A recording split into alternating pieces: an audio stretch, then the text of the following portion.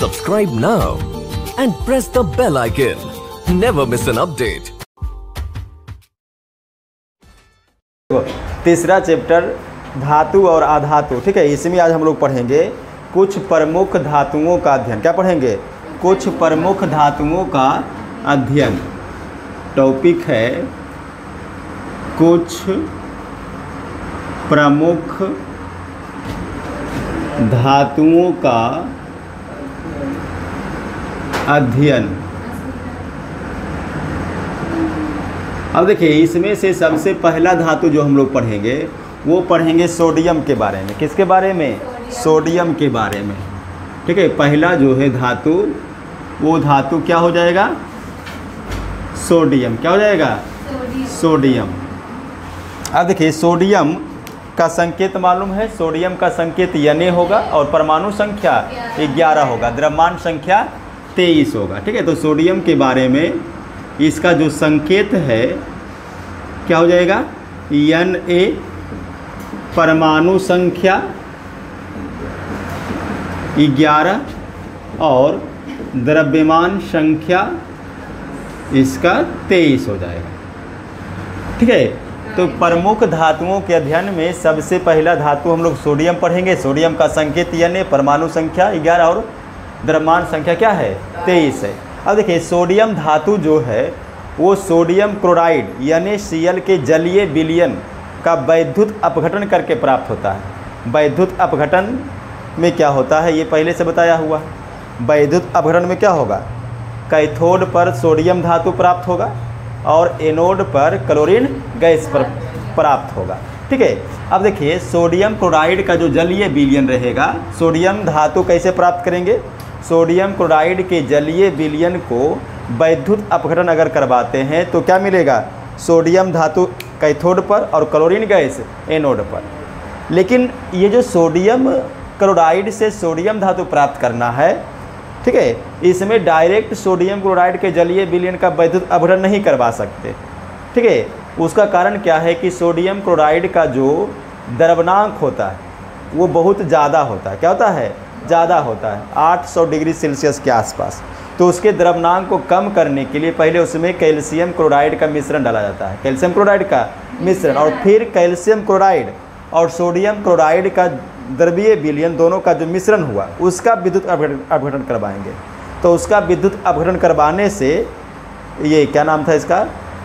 NaCl, sodium chloride, उससे जाकर के Na कैथोड पर, मतलब सोडियम धातु, Na मतलब क्या हो गया? सोडियम धातु कहाँ मिलेगा? कैथोड पर, और क्लोरीन गैस एनोड पर। और बाकी जो कैल्शियम क्लोराइड है CaCl2 उसका वैद्युत अपघटन नहीं होगा, तो मिश्रण में वो ऐसा ही पड़ा रह जाएगा। तो हम यहाँ पर हम लिख सकते हैं, देखिए, चूँकि सोडियम क्लोराइड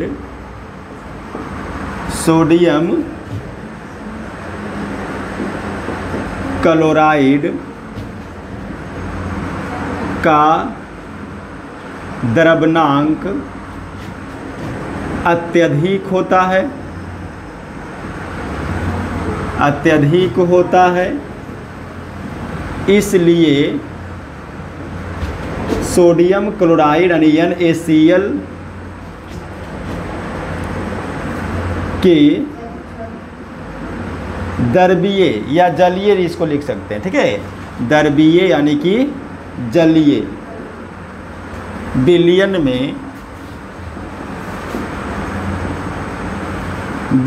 में कैल्शियम क्लोराइड का मिश्रण मिलाकर इसके द्रव्यनांक को कम किया जाता है, कम कर लिया जाता है। तब मिश्रित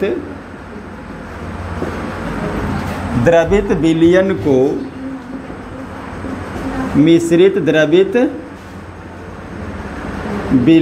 को विद्युत अपघटन कराने पर कैथोड पर सोडियम धातु, कैथोड पर सोडियम धातु तथा एनोड पर क्लोरीन गैस प्राप्त होता है तथा CaCl2 मतलब क्या हो गया, कैल्शियम क्लोराइड का वैद्युत अपघटन नहीं हो पाता है, वैद्युत अपघटन नहीं हो पाता है। देखिए सोडियम धातु प्राप्त करने का यही तरीका। अब इस तरीका का नाम है डाउन का विधि। क्या विधि है? इसका नाम है, इस विधि को डाउन की विधि, डाउन की विधि कहा जाता है। यानी सोडियम धातु प्राप्त करने के लिए किसका विधि हम लोग पढ़ेंगे? डाउन का विधि। किसका विधि? डाउन का विधि। अब डाउन का विधि में क्या करेंगे? सोडियम क्लोराइड का जो जलीय विलयन होगा, ध्यान दीजिएगा, सोडियम क्लोराइड का द्रव्यनांक बहुत ज़्यादा है, इसके द्रव्यनांक को कम करने के लिए सोडियम क्लोराइड के जलीय विलयन में कैल्शियम क्लोराइड का मिश्रण मिला दिया जाता है। मिश्रण मिलाने से उसका द्रव्यनांक कम हो जाता है। अब जब द्रव्यनांक कम हो चुका है तो वो मिश्रित द्रवित विलयन, मिश्रित द्रवित विलयन मतलब क्या हो गया? देखिए, एक सोडियम क्लोराइड और एक CaCl2 दोनों क्या हो गया है? मिश्रित हो गया। तो उसको हम क्या बोलेंगे? मिश्रित द्रवित विलयन। अब उसी मिश्रित द्रवित विलयन जिसमें NaCl और CaCl2 दोनों है, उसी का विद्युत अपघटन करवा देंगे। विद्युत अपघटन कराने से कैथोड पर तो सोडियम धातु प्राप्त हो जाएगा, एनोड पर कौन प्राप्त होगा? Chlorine gas. और ये जो CaCl2 है उसका विद्युत अपघटन नहीं हो पाएगा, वो मिश्रण में वैसा ही रह जाएगा। तो देखिए, और इसी विधि का नाम क्या हो जाएगा? डाउन की विधि। डाउन की विधि। तो आएगा क्वेश्चन कि डाउन की विधि से सोडियम धातु कैसे प्राप्त किया जाता है, तो ये आपको लिखना पड़ेगा। ठीक है, 2 नंबर का। अब देखिए, कैथोड पर सोडियम धातु प्राप्त होता है। सबसे पहले देखिए, ये जो सोडियम है क्लोराइड NaCl सोडियम क्लोराइड, इसका अगर हम द्रवित विलयन करते हैं, क्या करते हैं? द्रवित विलयन। द्रवित विलयन मतलब इसको अगर जल में घोलते हैं तो जल में घोलने के बाद ये आयन में टूट जाएगा। किस आयन में टूटेगा? सोडियम आयन और क्लोरीन आयन, यानी Na+ और Cl-। अब ये जो Na+ है, इसी आयन से हमको क्या मिलेगा? सोडियम धातु। अब ध्यान दीजिएगा, ये जो सोडियम आयन है Na+, अब ध्यान दीजिएगा, Na+ का मतलब क्या हो गया? सोडियम धातु का, ये बच्चे यहाँ देखो, सोडियम धातु का जो परमाणु संख्या 11 है, परमाणु संख्या मतलब उसमें इलेक्ट्रॉन और प्रोटॉन का संख्या, इलेक्ट्रॉन और प्रोटॉन का संख्या। तो ये जो 11 गो परमाणु संख्या 11 इलेक्ट्रॉन है सोडियम के पास, उसमें से एक इलेक्ट्रॉन किसको निकाल करके दे दिया है? क्लोरीन को। तब इसीलिए ये हो गया है Na+। और ये जो क्लोरीन है इसके पास 17 इलेक्ट्रॉन है। कितना है? 17। और अष्टक पूरा करने के लिए ये एक इलेक्ट्रॉन ले लिया है। किससे ले लिया है? सोडियम से, इसलिए हो गया है माइनस। अब उल्टा प्रक्रिया करिए, ये एक इलेक्ट्रॉन दे दिया है, अब अगर ये एक इलेक्ट्रॉन वापस ले ले, किससे ले लेगा वापस? जिसको दिया है। तो अगर ये एक इलेक्ट्रॉन वापस ले ले तो इसमें इलेक्ट्रॉन बढ़ जाएगा। अभी इसमें कितने इलेक्ट्रॉन हैं? 10, क्योंकि ये को दे दिया है, लेकिन अब ये एक ले रहा था, कितना देगा? 11। और 11 किसका होता है? सोडियम आयन का कि सोडियम का? सोडियम का। तो अब ये बदल जाएगा सोडियम धातु में। और ये प्रक्रिया कहाँ पर होगा? कैथोड पर। कहाँ होगा? कैथोड पर। तो कैथोड पर सोडियम धातु मिल गया। अब क्लोरीन का क्या हुआ? देखिए, ये जो एक इलेक्ट्रॉन दे रहा है सोडियम आयन को, कौन दे रहा है? क्लोरीन। तो ये एक इलेक्ट्रॉन दिया, तो इसका इलेक्ट्रॉन घटेगा कि बढ़ेगा? घट जाएगा। तो -1 इलेक्ट्रॉन। अब ये किसी में बदलेगा? क्लोरीन में। लेकिन क्लोरीन देखिए एक परमाणविक नहीं है, क्लोरीन द्विपरमाणविक, यानी क्लोरीन अकेला नहीं रह सकता। सोडियम अकेला रह सकता है यानी, लेकिन Cl ऐसा नहीं रह सकता, ये Cl2 रहेगा, यानी क्लोरीन गैस। कहाँ पर? एनोड पर। अब इसको संतुलित करना है। अगर ये Cl2 है तो इधर भी 2, अब 2 Cl आयन है तो 2 गो इलेक्ट्रॉन भी निकालेगा। ठीक है। अब अगर हम यहाँ पर देखते हैं तो हमको देखिए सोडियम धातु मिल गया। कहाँ पर मिल गया? कैथोड पर। और बाकी कैल्शियम क्लोराइड का वैद्युत अपघटन नहीं हो पाएगा। ठीक है। तो सोडियम धातु को प्राप्त करने का डाउन का विधि, ठीक है, और सोडियम का संकेत, परमाणु संख्या, द्रव्यमान संख्या, ये सब नोट कर लीजिए। ठीक है, लिख लो इसको। चलिए देखिए, कुछ प्रमुख धातुओं का अध्ययन में पहला धातु हो गया सोडियम। अभी दूसरा धातु हम लोग को पढ़ना है जस्ता के बारे में। दूसरा धातु क्या पढ़ना है? जस्ता के बारे में। देखिए जस्ता का संकेत क्या होता है? जेडियन। तो यहाँ पे उसका संकेत हम लोग लिख लेते हैं। जस्ता का संकेत है जेडियन। परमाणु संख्या किए होंगे, कितना है? 23 है। Very good. द्रव्यमान संख्या 65, ठीक। द्रव्यमान संख्या जो है 65 है ये। देखिए ये जस्ता का हो गया बेसिक जानकारी। संकेत कितना है? जेडियन। परमाणु संख्या 30 और द्रव्यमान संख्या 65 है। अब देखिए जस्ता का प्रमुख अयस्क, ध्यान दीजिएगा, जस्ता का प्रमुख अयस्क कौन कौन सा है इसको हम लोग नोट कर लेते हैं। जस्ता का प्रमुख अयस्क, अयस्क मतलब समझते हैं ने? वैसे खनिज जिससे धातु का निष्कर्षण आसानी से और कम लागत पर, कम खर्च पर हो जाएगा, उसे वो क्या बोलेंगे? अयस्क। यानी अयस्क से ही किसका निष्कर्षण होगा? जस्ता धातु का। ठीक है, तो पहला अयस्क देखिए इसमें आता है जिंक ब्लेंड। जिंक ब्लेंड, इसको आप जिंक सल्फाइड भी कह सकते हैं। क्या कह सकते हैं? Zinc sulphide. दूसरा अयस्क आता है कैलेमाइन। कैलेमाइन, इसको आप जिंक कार्बोनेट कह सकते हैं। संकेत हो जाएगा जेडियन CO3। और तीसरा आएगा जिंकाइट। जिंकाइट JDNO, यानी जिंक ऑक्साइड भी इसको कह सकते हैं। तो देखिए जस्ता के 3 प्रमुख अयस्क, zinc blende JDNS, calamine JDNCO3, zincite JDNO। ठीक है, इसको याद कर लीजिएगा। जस्ता के प्रमुख अयस्क का नाम लिखने के लिए भी आ सकता है, या इससे ऑब्जेक्टिव भी निकाल देगा, है ना, कि कैलेमाइन का रासायनिक सूत्र क्या है, जिंकाइट का रासायनिक सूत्र क्या है, इस प्रकार से। अब देखिए यही 3 अयस्क है। यही 3 अयस्क में से किसी से आपको जस्ता धातु का निष्कर्षण होगा। ठीक है, तो जस्ता धातु का निष्कर्षण मुख्यतः देखिए कैलेमाइन या जिंक ब्लेंड से क्या था? किससे? कैलेमाइन या जिंक ब्लेंड से। ठीक है, तो देखिए कैलेमाइन या जिंक ब्लेंड द्वारा जस्ता का निष्कर्षण कैसे किया जाएगा। तो अगला टॉपिक हम लोग पढ़ेंगे जस्ता का निष्कर्षण। जस्ता का निष्कर्षण तो लिखेंगे जस्ता का निष्कर्षण। जस्ता का निष्कर्षण मुख्यतः जिंक ब्लेंड या तथा कर देते हैं जिंक ब्लेंड तथा कैलेमाइन अयस्क द्वारा किया जाता है। ठीक है, जस्ता का निष्कर्षण, जस्ता धातु का निष्कर्षण किससे करेंगे? जिंक ब्लेंड से, यानी JDNS से, या तो कैलेमाइन JDNCO3 से। तो सबसे पहला हम लोग देखते हैं कि कैलेमाइन से जस्ता धातु का निष्कर्षण कैसे होगा। किस अयस्क से? कैलेमाइन से। अब देखिए कैलेमाइन से जस्ता का निष्कर्षण,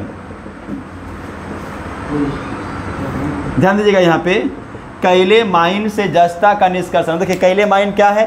कार्बोनेट। आप याद कीजिए किसी भी धातु के कार्बोनेट हो तो उससे धातु का निष्कर्षण किस विधि से होता है? धातु के निष्कर्षण का बहुत सारा विधि हम लोग पढ़े हुए हैं। तो धातु का निष्कर्षण होगा, इसमें पहले निस्तापन विधि, समझिएगा, पहले निस्तापन विधि में कैलेमाइन को गर्म करेंगे, वहाँ से जिंक ऑक्साइड निकलेगा यानी JDNO, और फिर वही जिंक ऑक्साइड में थोड़ा सा कोयला का चूर्ण, कोक का चूर्ण मिला करके जिंक धातु प्राप्त करेंगे। तो ये प्रक्रिया 2 स्टेप में होगा। कितना में? 2 स्टेप में। सबसे पहले ये जो जिंक कार्बोनेट है यानी कि कैलेमाइन है, इसका निस्तापन करवाएंगे। निस्तापन का मतलब क्या हुआ? वैसा प्रक्रिया जिसमें अयस्क को वायु के अनुपस्थिति में गर्म करते हैं। वायु के अनुपस्थिति में उसके द्रवणांक से कम ताप तक गर्म करने की प्रक्रिया क्या है? निस्तापन है। यानी जिंक कार्बोनेट यानी कि कैलेमाइन को उसके द्रव्यनांक के नीचे ताप तक बिना ऑक्सीजन के जलाते हैं, गर्म करते हैं, उस प्रक्रिया को हम क्या बोलेंगे? निस्तापन बोलेंगे। तो सबसे पहला काम वही करना है। और निस्तापन में जो कार्बोनेट है वो किसमें बदल जाएगा? ऑक्साइड में। देखिए, तो सबसे पहला काम क्या करना है? कैलेमाइन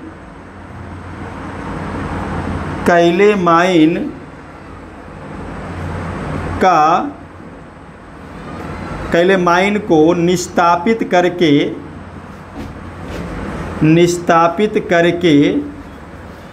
जिंक ऑक्साइड में परिवर्तित किया जाता है।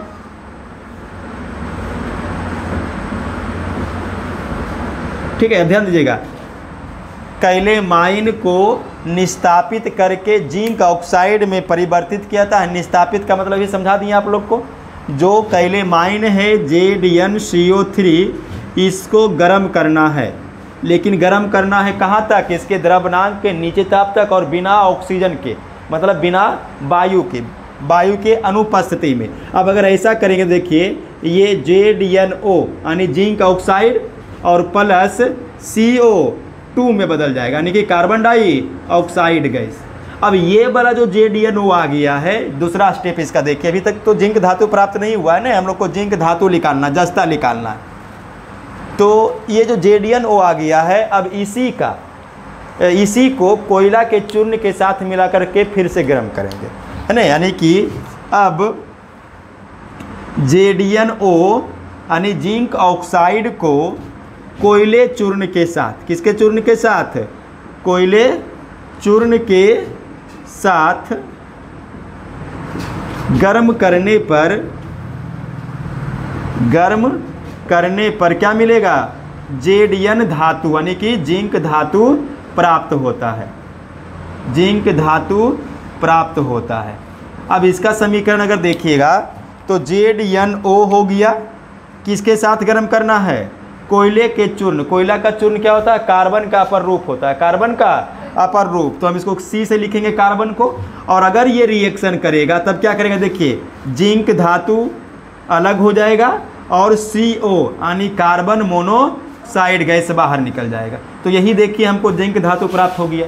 तो जिंक धातु प्राप्त करने का दो तरीका है।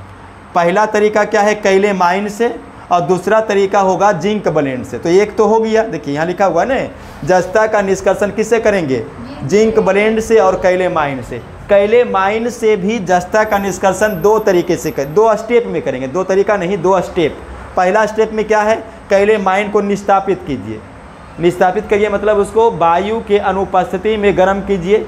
गर्म करने से जिंक ऑक्साइड में बदलेगा और फिर उसी जिंक ऑक्साइड को कोयले चूर्ण के साथ गर्म कर दीजिए, रिएक्शन करवाइएगा, तब आपको जिंक धातु प्राप्त होगा।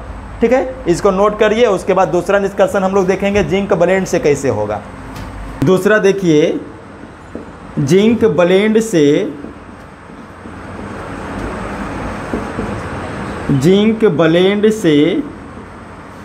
जस्ता का निष्कर्षण। अब ध्यान दीजिएगा, जस्ता का निष्कर्षण या तो जिंक ब्लेंड अयस्क से होगा या तो कैलेमाइन अयस्क से होगा। ठीक है, कैलेमाइन अयस्क से किस प्रकार से जस्ता का निष्कर्षण होता है वो भी देख लिए। अब देखेंगे कि जिंक ब्लेंड से जस्ता का निष्कर्षण कैसे होगा। अब ध्यान दीजिएगा, देखिए कैलेमाइन से जस्ता का निष्कर्षण करने के लिए सबसे पहले क्या करना है? कैलेमाइन को, ध्यान दीजिएगा ये बच्चा, कैलेमाइन को निस्तापन करना है। निस्तापन करना मतलब क्या? वायु की अनुपस्थिति में गर्म करना। अब इसमें उल्टा होगा।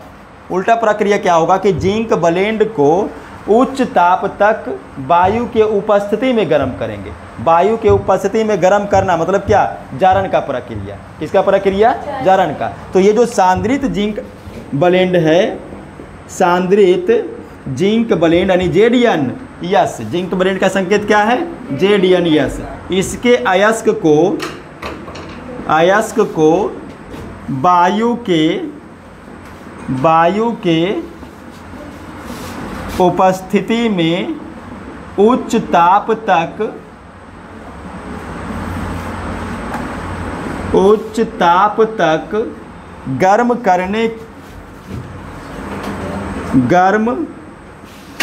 करने से जेडियन धातु प्राप्त होगा। ध्यान दीजिए, देखिए तो जिंक ब्लेंड अयस्क जो है उसको वायु के उपस्थिति में उच्च ताप तक गर्म करेंगे तो क्या प्राप्त होगा? जेडियन धातु यानी जिंक धातु प्राप्त होगा। यानी ये प्रक्रिया जारण कहलाएगा। क्या कहलाएगा? जारण। यानी देखिए ZnS जो है जिंक ब्लेंड, इसको वायु के उपस्थिति में यानी O2 गैस हो गया, ऑक्सीजन गैस, इसको गर्म करेंगे। यानी कौन सा प्रक्रिया भी है? जारण वाला प्रक्रिया है। अगर इसको गर्म करेंगे देखिए जिंक धातु अलग हो जाएगा और SO2 ये अलग हो जाएगा। ठीक है, तो ये क्या प्राप्त हो गया? अच्छा, SO2 गैस है, ऊपर की ओर तीर मार दीजिए, सल्फर डाइऑक्साइड गैस, और ये क्या हो गया? जिंक धातु हो गया, और ये आपका जिंक ब्लेंड हो गया। अब देखिए दोनों प्रक्रिया मतलब जिंक ब्लेंड से निष्कर्षण जो हुआ है उसका धातु जिंक, और कैले माइन से जो धातु जिंक प्राप्त होगा दोनों अशुद्ध रहेगा। क्या रहेगा? अशुद्ध। तो उसका शोधन किससे करेंगे? विद्युत अपघटन से। विद्युत अपघटन।